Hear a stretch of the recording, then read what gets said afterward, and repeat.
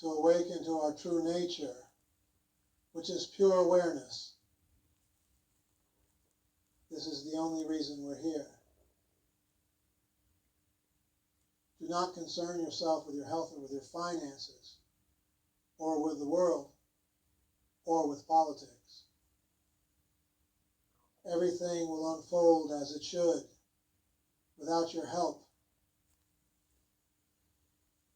You will appear to do certain things in this world, yet in reality you're doing absolutely nothing. There's no one to do anything. It's as if you were hypnotized and you can't get out of it. You believe in a world that you see. People, places, and things appear very real to us.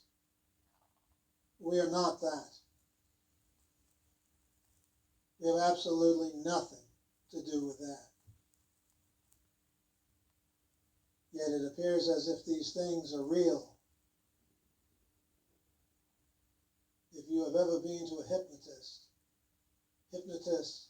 can make you believe that something is real that is not. This is sort of the same thing. You react to a world that does not exist. This world appears like a bubble. It is here today and gone tomorrow. You can only be happy when you give up reaction to the world. Then true happiness, which is your nature, shines all by itself. If you are happy because of things in this world, you will be disappointed. This world is in a universe of change, constant change. Everything changes. The so-called happiness is here today and gone tomorrow. As we go through spiritual practices, we will come to this conclusion, that the world has absolutely nothing to offer us.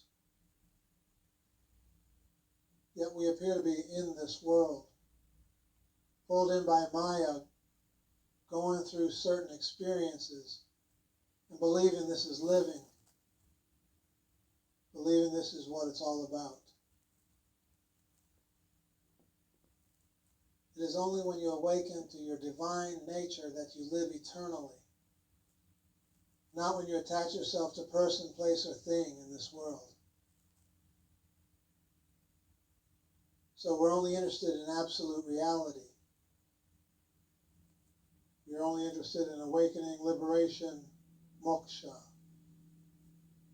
Yet this is our real nature. We are already that. But because we don't believe we are that choiceless, effortless, pure awareness, I have to sit here like a fool and talk to you, tell you all these stories. For you refuse to awaken by yourself. You want to imagine that you're a person, a human being. You want to play in the world. So here we are. What are the prerequisites to awaken? In other words, what has to happen for us to awaken? What do we have to do? There are two methods to awakening. There are two ways. One way is to spontaneously awaken. In other words, you've never been interested in spiritual life. You've never read spiritual books. You haven't been to spiritual teachers. Then all of a sudden, something happens to you and you awaken. Sri Ramana Maharshi was one of those who this happened to. At the age of 16, without any prior knowledge, at his uncle's house, he awakened to the reality. Shankara was another one. There have been a few people on this earth who have simply awakened. Now, when you ask about this, and you ask, how did this happen to them and not to me? You are told sometimes it is God's grace. God chooses the people that he wants to awaken. Again, you are told that these beings karmically worked on themselves in previous lives. Therefore, in this particular life, they are born awakened. At a certain age in their lives, they become awakened. These are stories to appease the masses. These are stories that answer the question for those of us who can't understand anything else.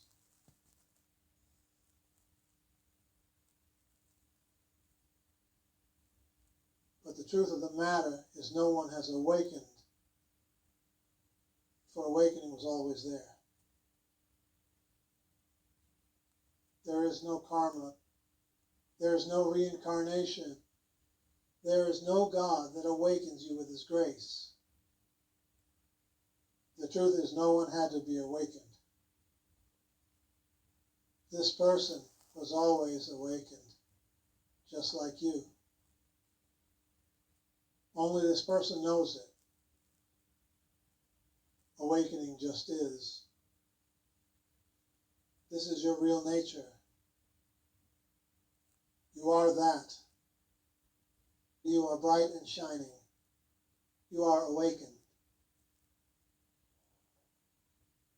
This is the real answer to why some people are awakened and some are not.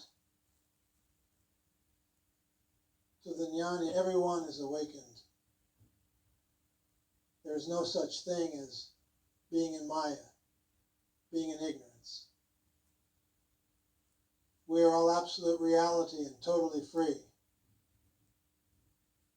So there is spontaneous awakening. Then the next set of people who become awakened are those who have practiced intensely, those who have practiced self-inquiry, or any other method of sadhana. When I say practiced, I mean exactly that. Making this first in your life, not a part of your life, but putting the awakening process, the practice first. Number one, think of all the things that you are involved in, what you think is important in this world. This is what keeps you bound. This is what keeps you in a state of ignorance. The belief that something in this world can bring you freedom or happiness or joy. It is only through the association with sages, reading spiritual literature, attending satsang, doing self-inquiry, or any other method of practice that you will awaken. Nisargadatta Maharaj was one of these. He awakened at the age of about 44. His guru told him, dive deep within and see the self. You are that. Nisargadatta spent 3 years doing this intensely. That is all he did. He did nothing else. He took walks. While he was walking, he felt and realized, I am that. When he was going to sleep, he realized, I am that. When he was eating when he was bathing, whatever he was doing, the thought, I am that, never left him. And he awakened.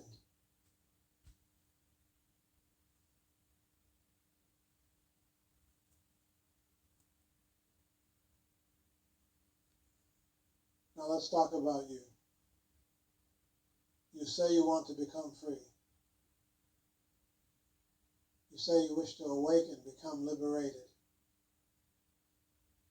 Why does it take so long? Why do I have to go through this life and go through all the various things that I go through?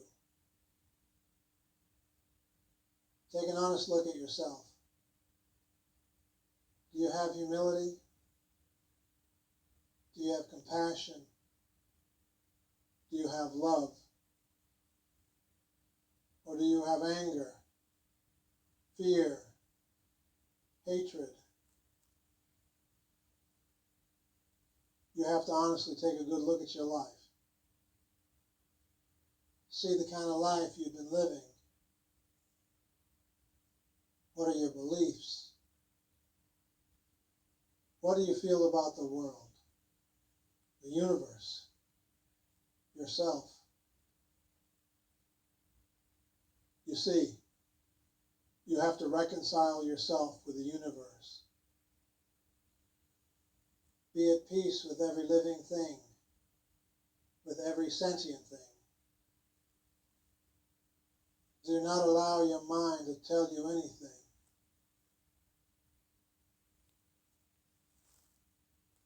Your mind will always fool you. It will tell you all sorts of stories to make you fear, to make you act in a certain way, to make you believe a big catastrophe is going to happen, unless this happens or unless that happens. The only catastrophe that can come upon you is of your own making. You are the one. Do not let the world show you anything that makes you fear or causes you to react. Rather, begin to act from your own divinity. Know who you are. Always be aware of the self, which is you.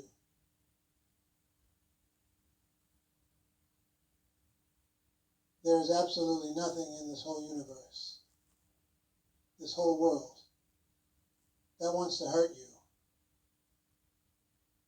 You have absolutely nothing to fear. Where does the fear come from? Where do all these negative thoughts come from? These bad feelings we have sometimes. They come from misidentification.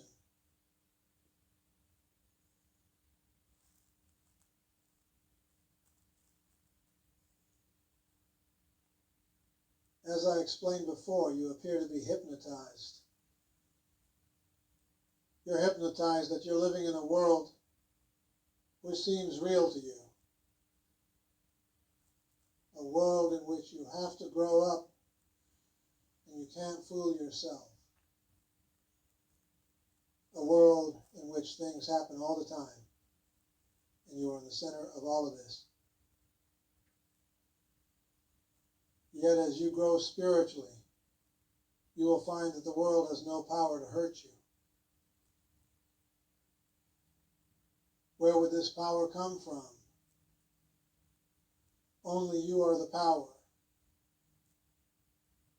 So you create your own reality.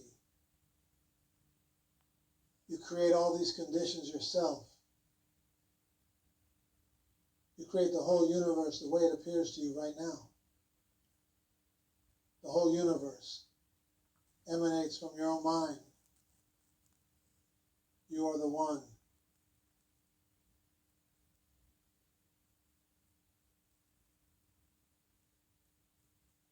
If you think you have a problem sometimes that keeps haunting you, some bad habit you can't get rid of, think about the sleeping experience. When you are in deep sleep, everything is forgotten. There are no worries. There are no problems. There's no sickness. There's no lack. There's no limitation. Everything is gone. Where did it go? If it were real, wouldn't it exist when you're in deep sleep? Why would it disappear at that time? This is a hint to make you believe and think and ponder the fact that if something is real on this earth, an emotional feeling, anything, it is always there. But in deep sleep, it is not there. And also in the dream state, when you dream, the entire world in which you live changes totally. You are now in a dream world. And all the feelings and emotions that you have of this world are gone. You're having a dream, which at that time appears real to you. In that dream, you grow up and you get married. You have children. There's an earthquake, and your children die. You feel terrible. You're totally upset. And then you wake up. You laugh. It was only a dream. Now, in this particular life, you get married. You have children. An earthquake comes. Your children get killed. So the question to you is, for whom shall you mourn? The children who got killed in the dream, or the children who got killed in this life?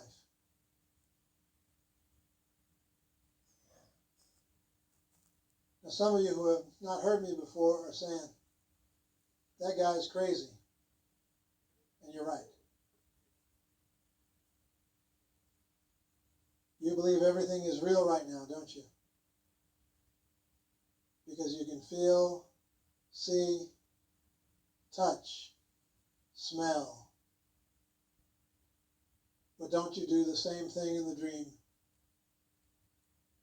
Everything that you're doing here can be done in the dream.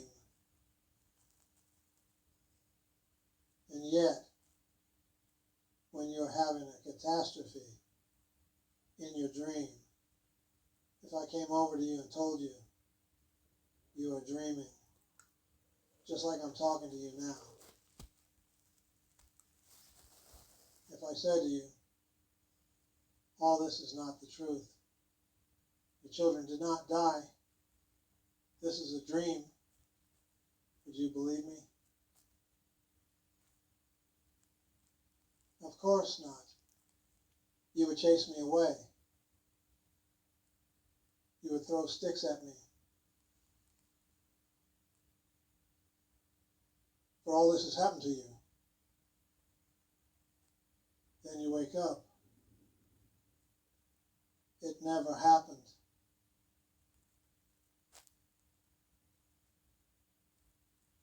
Can you see what I'm trying to say? This whole world is like that dream. Everything appears so real. We go through different experiences all of our lives, and it appears so real. But I tell you, the day will come when you will awaken, and you will realize that you are I am that I am. You'll realize that you are absolute, pure awareness. You are the self. That there never was a time when you were dreaming, the mortal dream.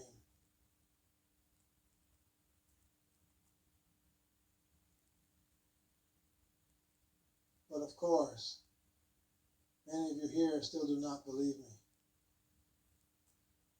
For you feel the experience very strongly. You feel all the things that are happening to you. As long as you feel these things and you do nothing to stop the feeling, the attachment to this earth will become stronger and stronger and stronger.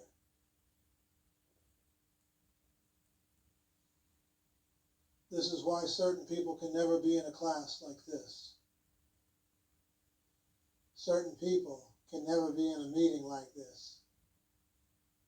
For their ego, their mind, is so strong that after they walk out this door, all of the ugly thoughts come back into their mind.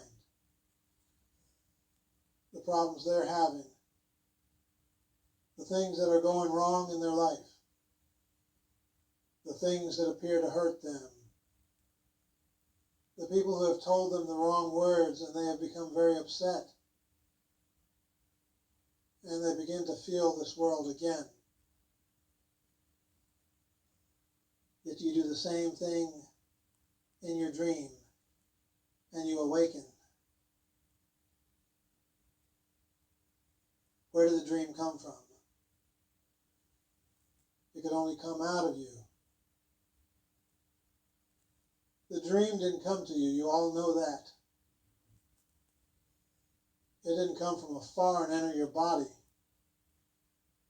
You yourself were the dream. When you were dreaming, you forgot all about this body as it appears right now. You forgot all about your home, your family, everything. You dreamt about a new family, a new home, a new experience. And you felt it just like you do this world. And no one can ever tell you it's a dream. But you awaken and you laugh.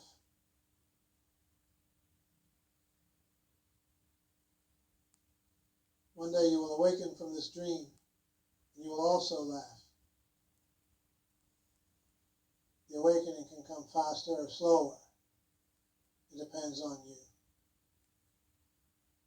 It is up to you, my friends, to begin doing something to yourself so that you may awaken from this mortal dream.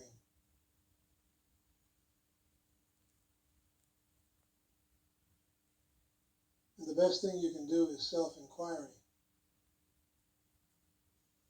Self-inquiry is merely asking yourself, who am I? Pondering, who am I?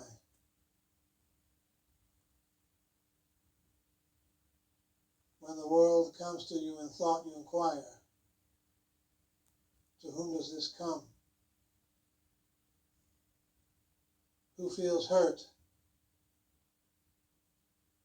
Who feels upset? Who feels their emotions so strongly, as if they were so important? I do. Who am I?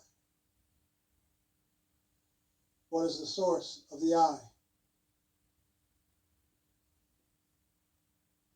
As you keep practicing this, you will one day realize that the I has all the problems. The I thought. It is a thought because it doesn't really exist. It feels all these things. For when you ask and you inquire, who feels this? You say, I do, don't you? This proves to you that I feels this. But the question is, are you that I? If you can talk about the I, separate from yourself, that must mean the I is not you. Or aren't you saying, I feel this? Who says that? The self, the absolute reality, and the I that feels this is the ego. So as you practice, you come to the conclusion that all of the problems of this world, including this world, this universe, your body, what you call God, is all attached to the I.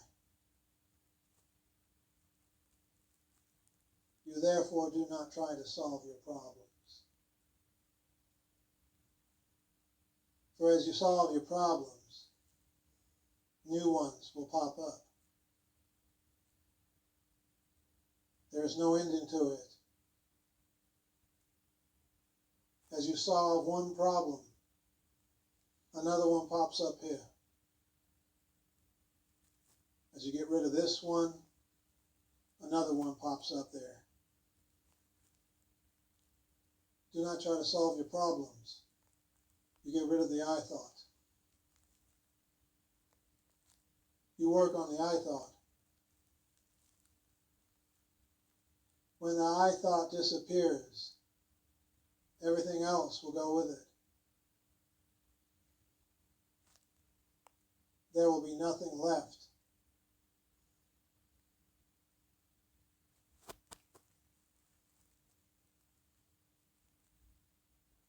As you continue to work on yourself, subtle changes begin to take place.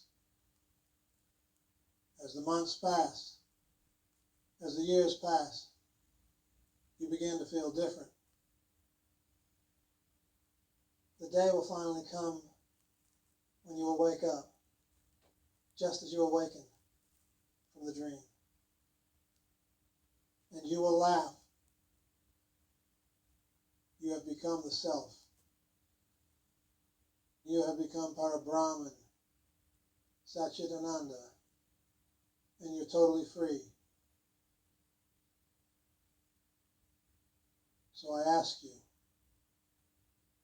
what are you doing with your life? How much effort do you put into your spiritual practice? The more you become involved with the world, the more the world pulls you down. I'm not saying you should give up everything and go and meditate on top of a mountain or in a cave. I am saying continue what you're doing, but mentally give up everything.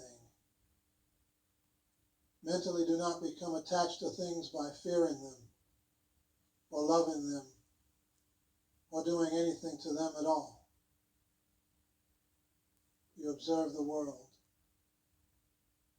You watch what is happening to you, your affairs. You remember the dream analogy